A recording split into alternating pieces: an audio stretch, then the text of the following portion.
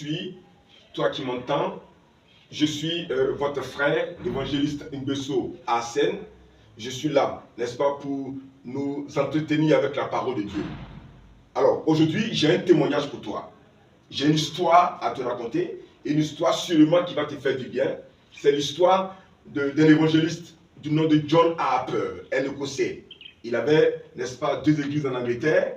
C'est quelqu'un qui est converti à l'âge de 13 ans. Très zélé pour le Seigneur. Il a commencé à prêcher l'évangile à 17 ans.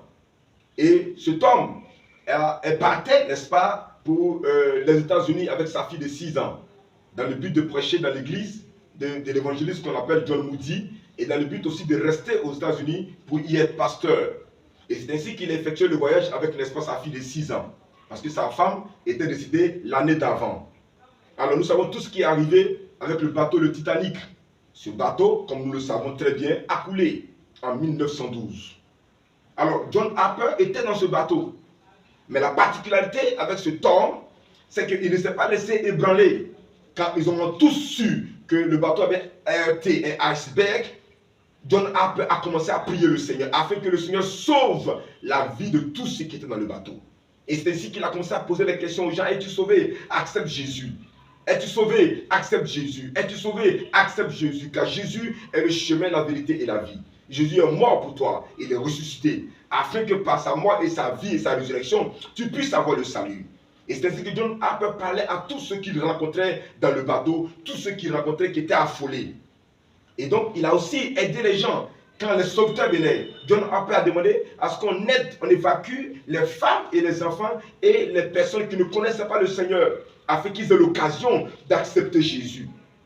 Et John Harper, dans son élan, dans l'évangélisation qu'il faisait, n'est-ce pas, il a remarqué qu'il y a un homme qui était sur des débris dans l'eau, en train de se noyer pratiquement. John Harper s'est jeté dans l'eau, il a nagé jusqu'à cet homme, et il a posé la question, veux-tu être sauvé? Cet homme lui a dit, non. John Harper est parti encore vers d'autres personnes, leur prêchant l'évangile, mais en temps il a donné son gilet de sauvetage, pour ne pas que ce monsieur-là soit noyé. Et il a continué à partir, à prêcher l'évangile encore à d'autres personnes. Et il est revenu encore pour une deuxième fois avec cet homme. Et il a posé la question, es-tu être sauvé? Cet homme l'a dit, je ne suis pas encore sauvé. Il dit, maintenant donne ta vie à Jésus. Et c'est ainsi que des 1500 personnes qui sont jetés dans l'eau, il n'y a eu que 4 survivants qui ont pu partir. 4 ans après le naufrage du Titanic, lors d'un grand rassemblement, il y a un homme qui est venu et il a dit, je bénis Dieu pour la vie de cet homme qu'il a utilisé pour moi, pour me convertir. Je suis le dernier converti de John Harper. Ça veut dire que John Harper, il est mort dans le naufrage du Titanic. Il est mort en sauvant des vies. Il est mort en prêchant la parole jusqu'à son dernier souffle.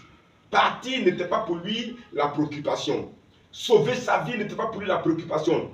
Prêcher l'évangile afin que les vies soient sauvées était pour lui la plus grande des préoccupations, le plus grand des fardeaux. Et cet homme a rendu témoignage pour dire, je suis le dernier converti de John Harper.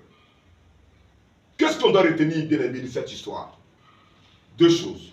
La première chose, John Harper était un évangéliste infatigable. Il avait pour fardeau le salut des âmes, prêt à tout pour que des vies soient sauvées, prêt à tout pour que des âmes soient sauvées, prêt à sacrifier sa vie, sacrifier son temps, sacrifier son énergie, zélé pour le Seigneur. Comme Jésus. Jésus, dans Acte 10, 38, il est écrit qu'il allait de lieu en lieu, faisant du bien aux gens, prêchant la parole partout, afin que des vies soient sauvées, afin que les gens attendent la bonne nouvelle. John Harper s'est engagé jusqu'au dernier souffle pour que des gens, la dernière personne même dans le bateau ou dans l'eau, entendent parler de Jésus et soient sauvés, parce que c'est ce qui est le plus important. Il ne s'agit pas d'être sauvé de façon vivante, mais il faut être sauvé pour le salut éternel. La deuxième chose qu'on doit retenir, c'est quoi? C'est que John Harper a prêché l'évangile. Il a insisté, mon frère, nous qui avons accepté Jésus, on doit prendre de notre temps pour le Seigneur. On doit offrir de notre corps pour le Seigneur. On doit offrir de notre argent pour le Seigneur. On doit être partout pour le Seigneur, afin que l'évangile atteigne des limites de vie. Jésus a dit dans Jean 4, dans Jean 9, verset 4, il faut que je fasse pendant qu'il est jour les œuvres de celui qui m'a envoyé. Car l'heure vient où personne ne peut travailler. Pendant que tu as le souffle de vie, tu peux travailler pour le Seigneur. Travaille pour le Seigneur. Évangélise. Parle de Jésus partout où tu es. Annonce l'évangile. Les gens vont à la perdition. Prêche la parole. Toi qui n'as pas encore accepté Jésus-Christ, l'occasion t'est donnée d'accepter Jésus. Pendant que tu entends ma voix, quelqu'un t'a prêché au travail, à l'école, à la maison, en famille. Quelqu'un t'a annoncé l'évangile dans les rues, dans les marchés. L'occasion t'est donnée. Ouvre ton cœur. Dis à Dieu, aide-moi à t'accepter. Ce n'est pas la force d'un homme, mais c'est l'Esprit de Dieu qui va t'aider à marcher avec Jésus. Maintenant, prends la décision. Maintenant, fais le pas. Jésus te tend la main. Il t'appelle. Il est écrit dans la parole, dans Actes 7:31. Crois au Seigneur Jésus, tu seras sauvé toi et ta famille. Crois que Jésus est mort et il est ressuscité pour ta vie. Que Dieu bénisse ta vie.